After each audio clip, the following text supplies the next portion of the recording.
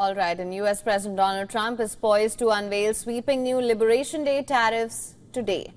But he's kept the world guessing until the last minute about the scope of this move, and that could spark a global trade war. Trump will roll out the measures flanked by cabinet members in the Rose Garden of the White House at 4 p.m. local time. While Trump insisted he has decided on the reciprocal tariffs hitting countries that have targeted the U.S., the White House admitted that he was still ironing out the details with less than 24 hours to go.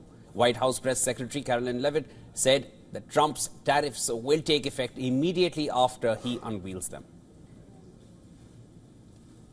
And he is going to announce that decision tomorrow. I don't want to get ahead of the president. This is obviously a very big day. He's with his trade and tariff team right now, perfecting it to make sure this is a perfect deal for the American people and the American worker. And you will all find out in about 24 hours from now. Donald Trump has been insisting in the face of economic experts that tariffs are a cure-all to tackle America's trade imbalances with friends and foes alike. While critics say that not only will U.S. consumers bear the brunt as importers pass on the cost, but that they could increase the risk of a damaging recession at home and abroad.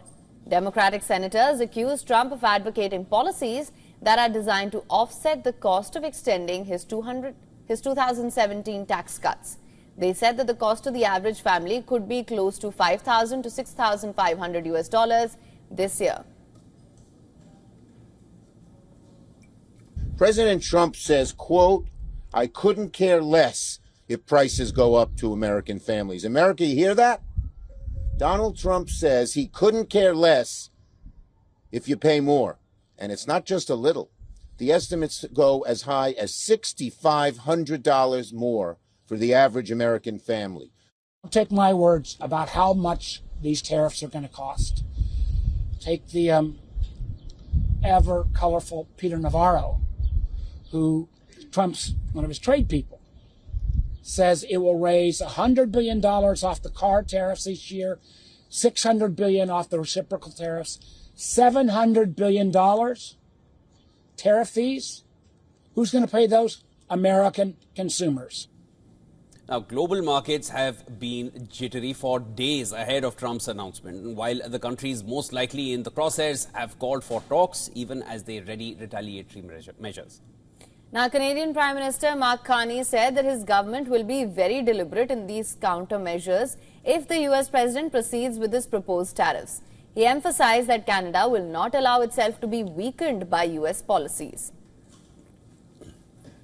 President Trump is in the process of trying to fundamentally restructure the U.S. economy, and that means that our economy here needs to change dramatically as well. And as I made clear to President Trump in our call last week, I will reject all attempts to weaken Canada, all attempts to wear us down, to break us down so that America can own us. While Mexican President Claudia Sheinbaum said her government does not subscribe to a retaliatory eye for an eye approach regarding U.S. tariffs, but it is prepared to respond strategically.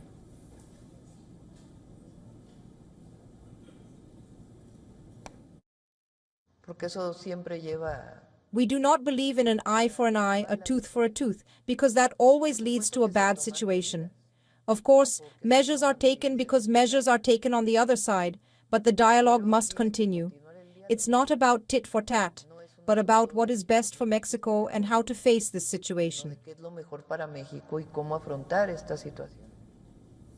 And for more on this, our correspondent Susan Tehrani has sent us this report from New York. Listen to this. President Trump's new tariff policy, dubbed Liberation Day, is set to take effect immediately following his Rose Garden address on Wednesday. According to White House Press Secretary Caroline Leavitt, the move is meant to assert U.S. trade dominance, but key details like whether the tariffs would be universal or targeted remain unclear.